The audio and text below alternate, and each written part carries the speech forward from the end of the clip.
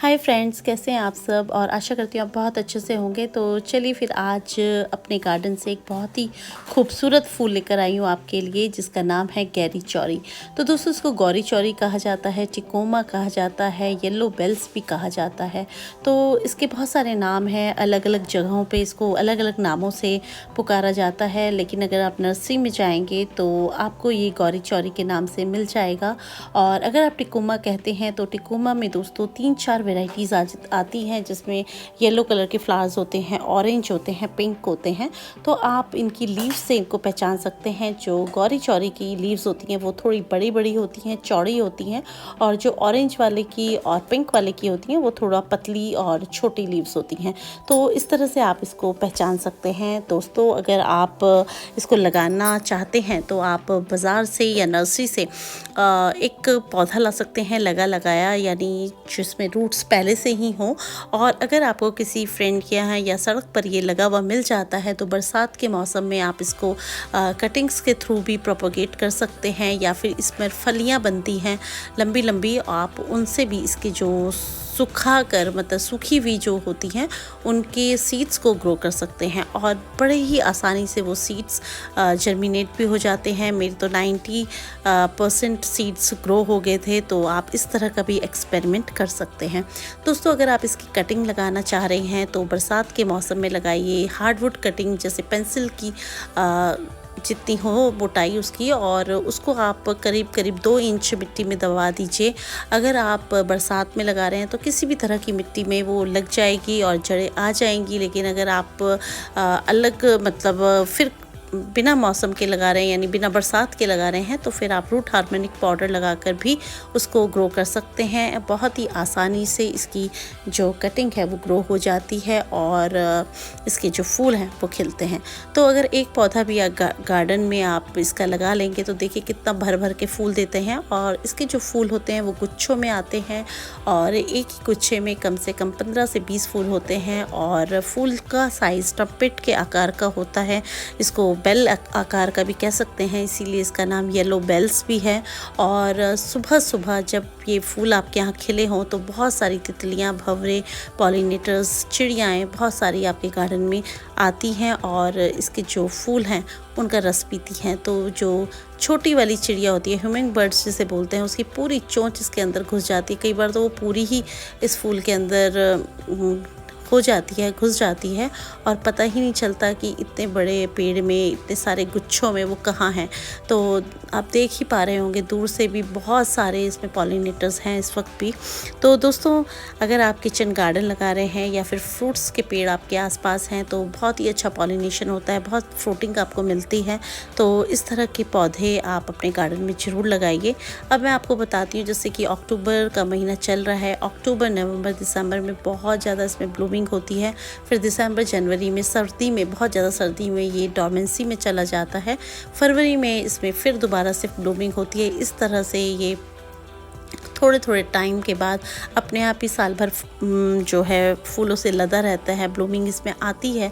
तो बहुत ही अच्छा प्लांट है, अगर आपको मिले तो इसको लगाइए, क्योंकि ये बहुत ज़्यादा मेंटेनेंस नहीं मांगता, बहुत लो मेंटेनेंस है इसकी। और एक बार अगर आप गार्डन में लगा देंगे तो बस फूल ही फूल आपके गार्डन में मिलेंगे।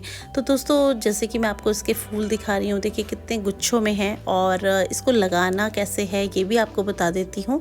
तो अगर आप इसको ज़मीन पे लगा रहे हैं तो कम से कम 15 से 20 फुट ये ऊंचा हो जाता है। इसीलिए इसको आप बरसात के टाइम पे है इसकी हार्डवुड कटिंग बिल्कुल प्रूनिंग कर दीजिए। और जिससे हार्ड प्रूनिंग करेंगे तो इसका जो बहुत ऊंचाई आप मत लीजिए, और इसको एक शेप में, गोलाई में, या फिर जितनी हाइट आपको इसकी चाहिए उतनी इसकी आप इसकी प्रूनिंग कर दीजिए। उसके बाद इसमें जितनी ज़्यादा लीव्स आएंगी, जितनी ज़्यादा ब्रांचेस आएंगी, उतने ज़्यादा फ्लावर्स आपको मिलेंगे। तो दोस्तों, इसको लगाना कैसे है पहले मैं आपको ये बता देती हूँ। आप इसको किसी भी तरह की सॉइल में लगा सकते हैं। आप 80% के करीब मिट्टी ले लीजिए, 20% के करीब आप गोबर की खाद ले सकते हैं। उन दोनों का सॉइल मिक्स बनाकर आप इसको लगाइए। बहुत बढ़िया फूल खिलते हैं दोस्तों, और ये बहुत ही आसानी से होने वाले पौधा है। दोस्तों, दूसरी बात करें अगर इसकी वाटरिंग की, तो इसको ज़्यादा पानी की ज़रूरत नहीं है। जब टॉप सॉइल इसकी सूखी हो उस वक्त पानी दें। ये जो आपको पौधा दिखा रही हूँ, ये देखिए छोटा सा पौधा बीजों से मैंने लगाया था। इस तरह के जो छोटे छोटे पौधे थे मेरे गार्डन में, मेरी इसमें बहुत सारे हो रखे थे, मैंने अपने फ्रेंड्स को गिफ्ट भी करे हैं।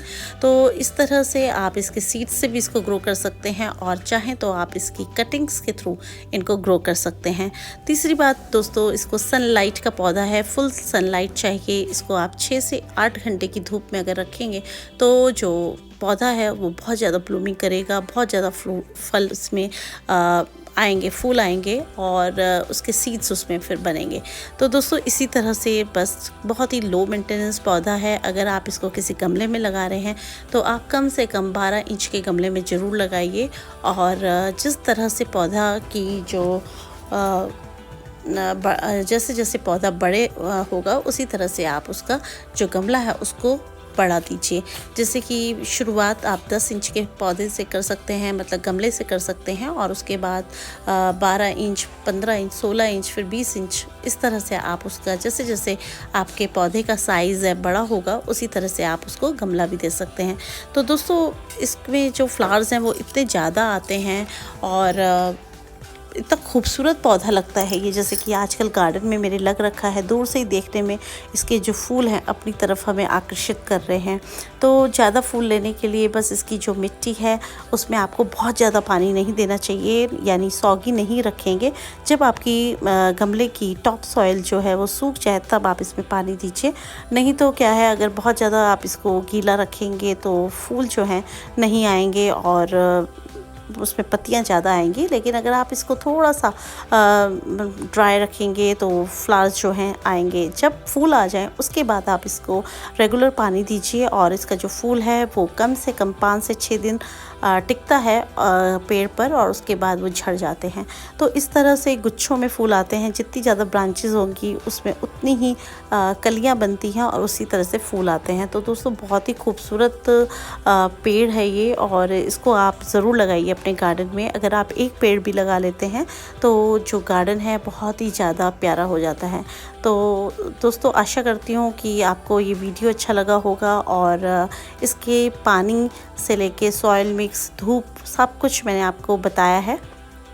तो आप इसको ज़रूर लगाइए और एक बार आप इसको लगाएंगे तो आपको खुद ही इसके बारे में पता चल जाएगा कि किस तरह का पौधा है और बहुत खूबसूरत है। अगर आप चाहें तो इसका बोनसाई बना सकते हैं, इसको छोटे पॉट में लगा सकते हैं या फिर आप अपने गार्डन में भी इसको लगा सकते हैं। तो बहुत ही खूबसूरत पौधा है, इसको आप एक बार लगाइए। इसमें मैंने किसी भी तरह का पेस्ट अटैक नहीं देखा है और काफ़ी लो मेंटेनेंस प्लांट है। आमतौर पर ये आपको सड़कों के किनारे गार्डन में लगा हुआ दिख जाता है। अगर कहीं आपको मिले तो आप इसकी एक छोटी सी कटिंग ले आइए और उसको आप लगा दीजिए। तो दोस्तों आशा करती हूँ आपको वीडियो अच्छा लगा होगा। अगर अच्छा लगे तो प्लीज़ एक लाइक कीजिए और अगर आपने अभी तक मेरे चैनल को सब्सक्राइब नहीं किया है तो कर लीजिए। फिर मिलते हैं दोस्तों आपसे किसी नई वीडियो में किसी नए टॉपिक के साथ। तब तक के लिए हैप्पी गार्डनिंग। गुड बाय दोस्तों।